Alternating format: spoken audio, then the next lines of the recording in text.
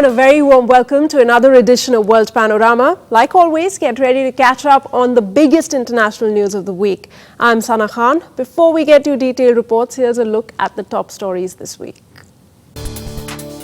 It's only a matter of time now after clearing the first hurdle, US Senate to vote on the Syrian resolution this week. Obama faces resistance from within. The focus is unmistakably on Syria at the G20 summit in Russia. World powers fail to heal the rift as Obama feels the pressure building up. Amidst NSA spying row, Brazil halts preparations for Rousseff's trip to US as wants US to apologize.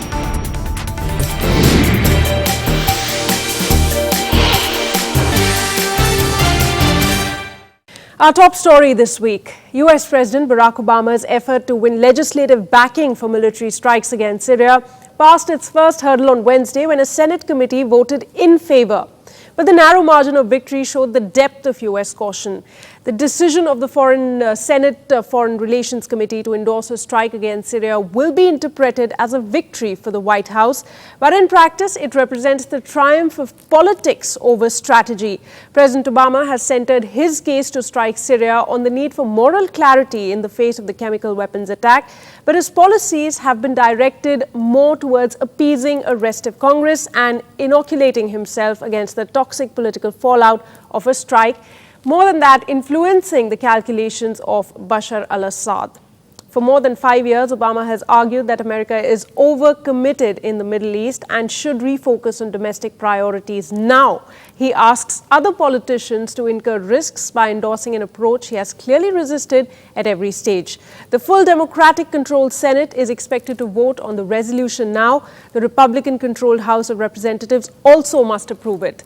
Both votes are expected to be close as scores of politicians in both parties have yet to stake out a public position other than to say they're looking for more answers. We will be talking about the US policy vis-a-vis Syria. We will try and decode the latest events regarding America's moves on Syria and understand the implications of actions being talked about. The world is involved and a lot is at stake. This week, I welcome Dr. Ashok Behuria, Senior Fellow at IDSA, for a chat on that. But before we get to understanding the crisis in Syria, a look at this report.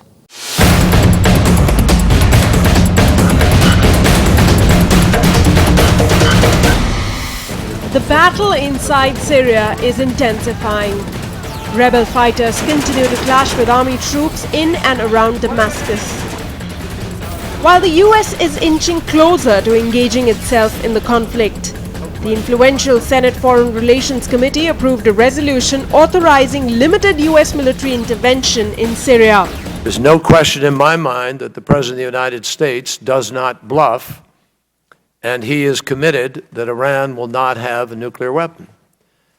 But if we fail to enforce a standard that has been in existence for almost 100 years regarding weapons of mass destruction, we are putting that into question in the minds of a lot of observers and creating problems for ourselves, where we may get closer to a test that cannot be constrained or managed as a consequence of the misinterpretation of our word today.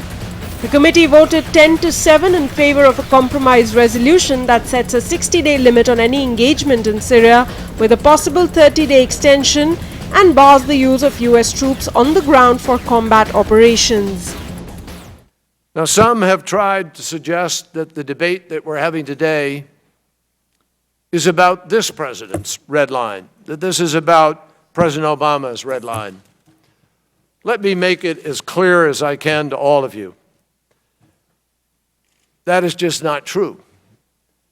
This is about the world's red line. It's about humanity's red line, a line that anyone with a conscience should draw, and a line that was drawn nearly 100 years ago, 1925, when the Chemical Weapons Convention was agreed on. As President Obama said, the use of chemical weapons in Syria is not only an assault on humanity, it is a serious threat to America's national security interests and those of our closest allies. The Syrian regime's use of chemical weapons poses grave risks to our friends and partners along Syria's borders, including Israel, Jordan, Turkey, Lebanon, and Iraq. Polls show strong public opposition to US military involvement in Syria, and the debate in the US Congress is unfolding 1 week after Britain's parliament rejected British involvement in any military operation. I understand your skepticism. I understand your concern about the United States of America getting involved in another conflict, the way that we got involved in Iraq by telling the American people that Saddam Hussein had weapons of mass destruction, and that was the reason to commit our American blood and treasure, and it turned out that that was not true. So far, only 23 senators have said they support or are likely to back the resolution. 16 have said they oppose or are likely to oppose the resolution, while 61 votes are undecided or unknown. However, those numbers are expected to shift as the language in the resolution changes, the White House and its congressional allies apply pressure, and lawmakers hear from their constituents. Over a year ago, President Obama drew, in his words, a red line. Yet only last week did the administration begin to consult with Congress on what that means. Today, the House begins formal consideration of the President's request to use military force in Syria. It is a cliché, but true. There are no easy answers. Syria and much of the Middle East are a mess. The frantic politicking in Congress has effectively signaled to the enemies of the United States that the country is war-weary and reluctant to use force. And the caution of the American people is warranted, especially given the history of Afghanistan and Iraq. All right, sir, now with Obama focused on building international support, his challenge is also back home to get support from within. What do you think is going to be a way out, considering the fact that there is still resistance against a strike in Syria among some of the members? In fact, the news papers report that, the Congress is divided and so is the Senate. And the people of US do not want US to act as a policeman in West Asia. So in that sense, the very fact that, Obama didn't choose to go it alone and refer it to the Congress reveals, a certain amount of hesitation in White House as to how to approach this issue. The only issue here is, whether US should have waited for United Nations to intervene, and whether, he could have generated an international consensus before, taking any punitive action against Syria. I think a unilateral action at this stage, especially after, the way US approached the Iraq issue, is uncalled for at the moment. Right. And that is what in the world capitals people are opposing the American unilateral action on Syria. Right.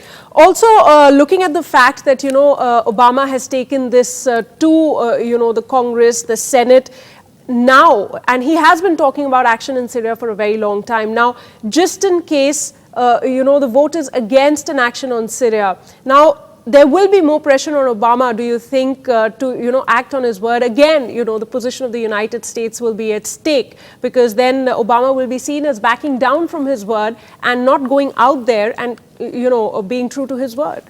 I think Obama has a lot of things at stake at the moment, because for last year he drew the red line that if Assad, takes recourse to chemical weapons, yeah, then we will take punitive action. And now when he has allegedly done that, Obama has referred it to the Congress.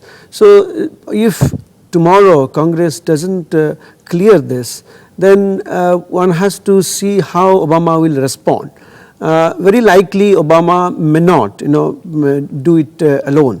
And he may have to generate opinion, domestic opinion as well as international opinion before he can take any punitive action. And do you think that would have been more easier, had the investigation been carried out by the United Nations and the US would have waited for the results for it to come out, perhaps more international support? Absolutely, absolutely. I think Obama should not have acted in haste. He should have waited for the United Nations investigations to conclude, and then only he could have done it.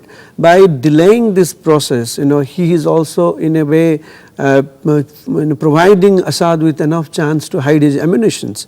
In fact, one has nothing to say against a punitive action in such a case, because this is reprehensible. Use of chemical weapons is reprehensible against your domestic enemies. In that sense, I think the world would have had lot of tolerance for punitive action had the United Nations gone ahead and come out with some conclusive evidence of Assad having used some chemical weapons. Right. But I think here US and Obama in particular should have advocated some patience.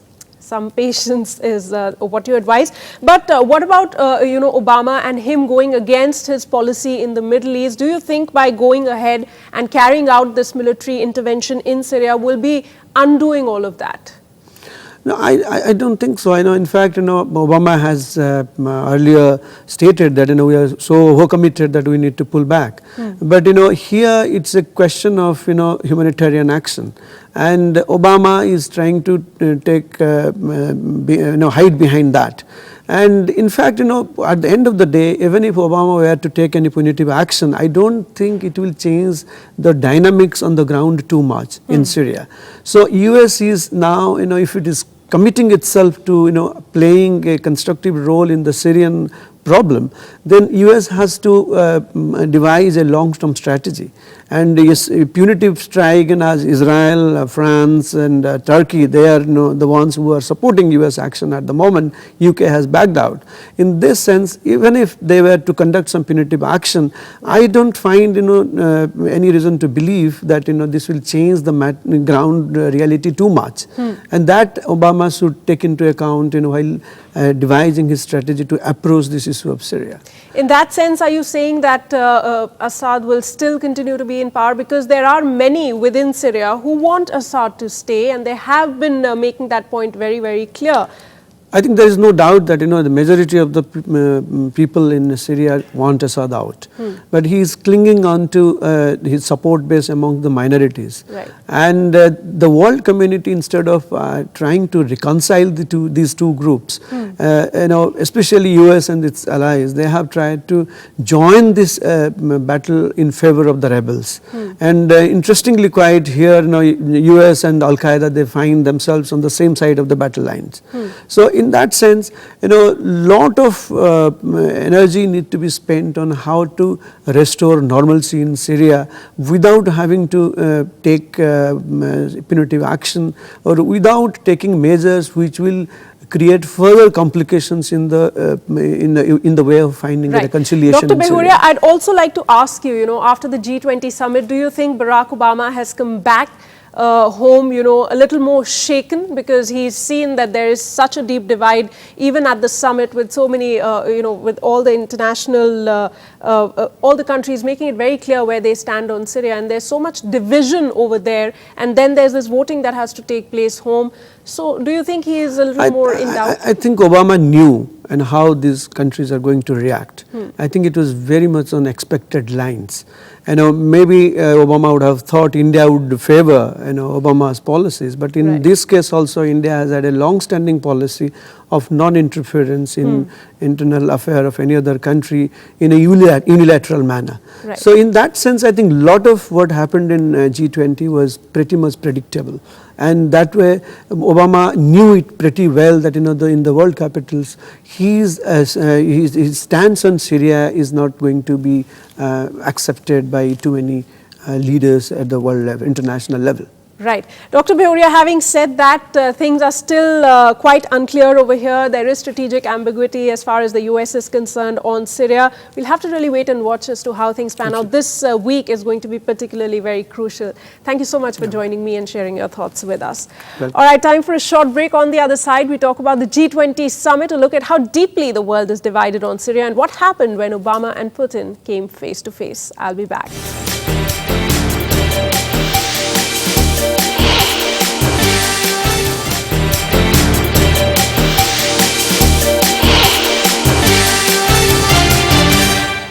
Thanks for staying with us. Initially, deliberations at the Russia summit had focused around larger economic issues when leaders of the 20 most powerful economies met at the Constantine Palace. But by the end, discussions shifted to the burning issue of what should happen in Syria. Syria was the topic of discussion, but the divide over the course of action remained, with all global powers sticking to their stand.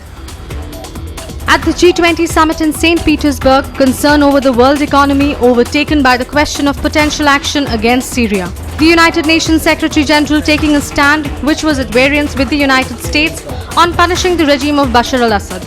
While leaders are attending G20 summit meeting to discuss world economic situation, the current situation caused by the allegation of chemical weapon use and deteriorating humanitarian situation in Syria urgently require world leaders to focus their political will to address this issue.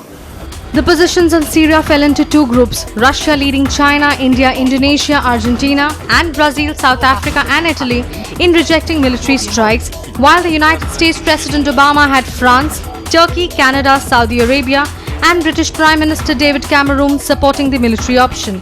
أنه وجد أن هذه المشكلة، هذه الحرب التي سيقوم بها على سوريا حرب خطيرة جدا وتهدد الأمن والسلم في العالم. However, no less than 11 nations backed the joint statement circulated by the White House, indicating that the Russian president was isolated on his remarks that Syrian rebels provoked the government's attack with chemical weapons. Obama, on the other hand, stated that most of the G20 participants were comfortable with the US position. But even his most enthusiastic backer, France, is insisting on a conditional support alone to the military option. In effect, Obama failed to win a mandate from the international community. President Obama now takes the issue to the US Congress and the American public. But without UN approval or a broad acceptance by the international fraternity, Obama is hedging his bets on his intended military action. He feels that Americans could reject his plan, but then again they could even rally around their president, who did not find unqualified support outside. Outraged by the revelations that US National Security Agency targeted her phone calls, emails and mobile phone texts, Brazilian President Dilma Rousseff has called off her scheduled official visit to Washington in October. On Wednesday, Brazil announced an investigation into domestic telecommunication firms that had been launched to determine if they'd illegally shared data with the NSA after it was discovered the agency had been spying on Rousseff.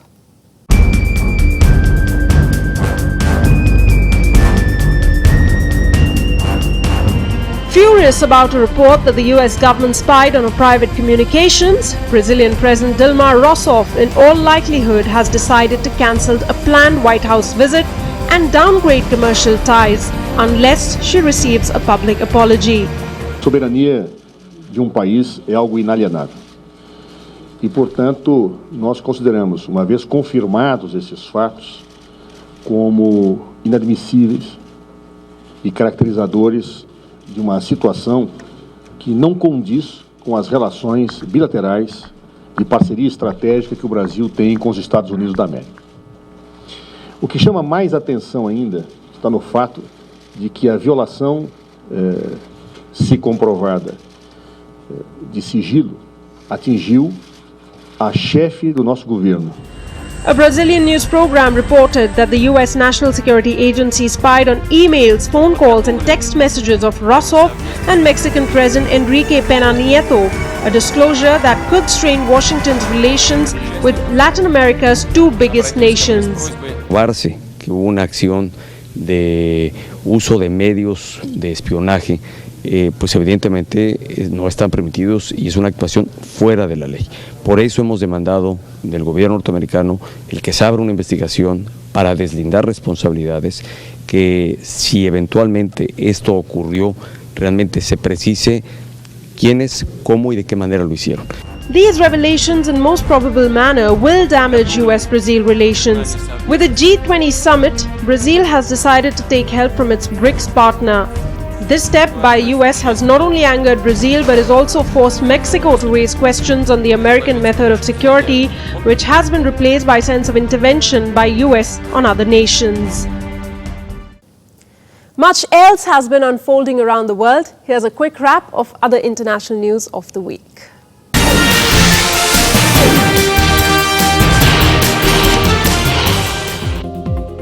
The Egyptian Interior Minister survived an assassination attempt unscathed on Thursday when a car bomb blew up his convoy. The minister Mohammed Ibrahim had been involved in overseeing a violent crackdown on supporters of Mohammed Morsi, the elected Islamist president who was overthrown 2 months ago by the army following mass protest against his rule. No organization immediately claimed responsibility for the attack, the biggest yet on the new government.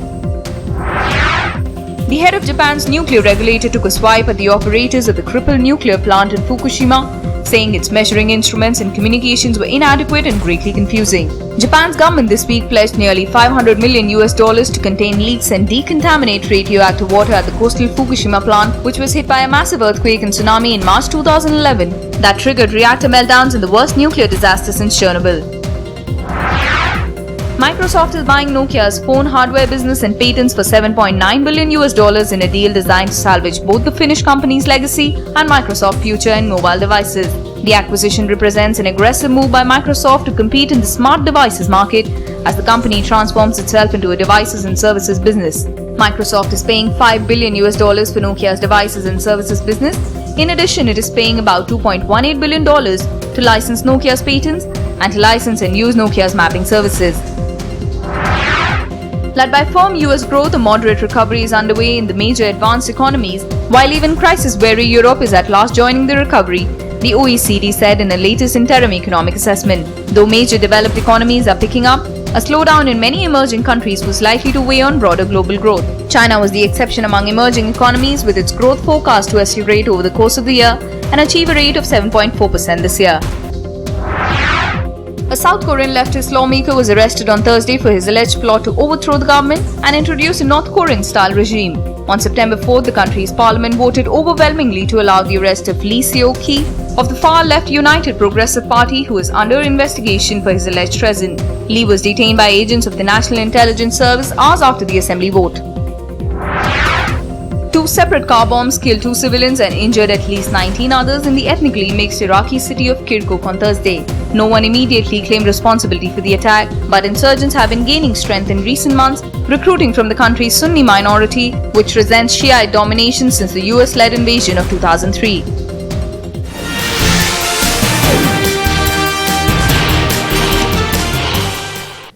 Shifting gears, time to bring you up to speed with all the sports news that you might have missed this week. Here's all the sports action.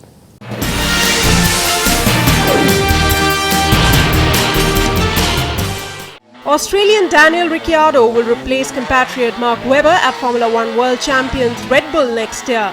Red Bull team principal Christian Horner said the 24-year-old who will partner Germany's triple champion Sebastian Vettel under a multi-year agreement was the right guy.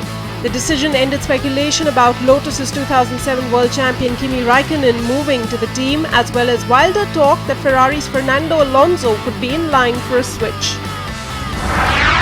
Brazilian midfielder Kaká returned to AC Milan after leaving the club for Real Madrid in 2009. The Brazilian forward is finally back at San Siro after 4 largely disappointing years with Real Madrid, where he was ultimately unable to make the most of a €70 million move. Despite forming part of Jose Mourinho's Primera Division winning side last year, Kaká made fewer than 100 league appearances for the capital club, and after announcing his decision to leave Spain last week, he arrived in Milan on a free transfer on Monday. Usain Bolt has confirmed he plans to retire from athletics after 2016 Olympic Games in Rio de Janeiro. The fastest man in history, who's won 6 Olympic golds and 8 World Championship golds, intends to bow out in more glory. He said at a press conference in Brussels that he is determined to keep performing at the highest level for another 3 years. Buenos Aires Mayor Mauricio Macri welcomed President of the International Olympic Committee Jacques Roche to the unveiling of a sculpture inspired by the Olympic rings. The IOC is in the Argentine capital to choose the host of the 2020 Summer Games. Sweden's Henrik Stenson won the Deutsche Bank Championship by 2 shots with a 5-under par round of 66, leaving him with a tournament record tying total of 22 under 262 at the TPC Boston. Stenson, enjoying a rich run of forms, moves above Tiger Woods into top spot in the FedEx Cup standings after the second of the PGA Tour's 4 lucrative playoff events. The Swede's victory was his first on the US circuit since 2009 Players' Championship, but follows a second-place finish at the British Open and 3rd spot at the PGA Championships.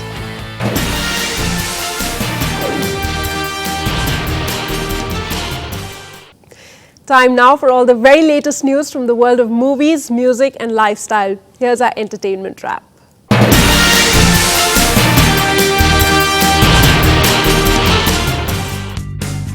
The GQ Men of the Year Awards were held in London this week. Actor Michael Douglas won the Legend Award, while fellow celebrity Elton John won the Genius Award. The Inspiration Award went to Lou Reed. Harry Potter actress Emma Watson got the Woman Award. The GQ Men Awards celebrate people who have the most significant contributions in movies, music, fashion and television. Dakota Johnson and Charlie Hunnam will star in the movie version of the novel 50 Shades of Grey. Johnson will play Anastasia Steele while Hunnam will portray Christiane Grey. But some fans of the novel aren't happy with the choice. The film will be directed by Samantha Taylor. The novel is about a passionate relationship between a student and an entrepreneur. Released in 2011, the book sold 70 million copies. According to People magazine, Scarlett Johansson is engaged to her French boyfriend Romain Douriac. The actress was spotted wearing a vintage Art Deco diamond ring this week in Venice. She was there promoting her new sci-fi movie Under the Skin at the Venice International Film Festival. According to Johnson's rep, the proposal occurred about a month ago, but the couple haven't chosen a date for the wedding. MTV released a new documentary titled Human Traffic, China in Beijing. China's pop star Hen Zheng, who is set to appear in Transformers 3, was also present. The 36-minute film narrates 3 stories of human trafficking victims. The show was produced by MTV Exit's campaign that works with the United Nations Agency for International Development.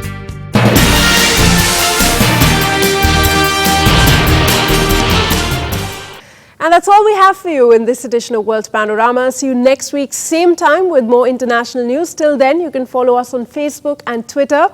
This week, I close the show with the roaring Harley-Davidsons on the streets of Milwaukee as the iconic manufacturer celebrates 110 years. This is me, Sana Khan, signing off. Into this house we're born, into this world we're thrown, like a dog without a bone, an actor out on loan, riders on the storm. There's a killer on the road, his brain is squirming like a toad. Take a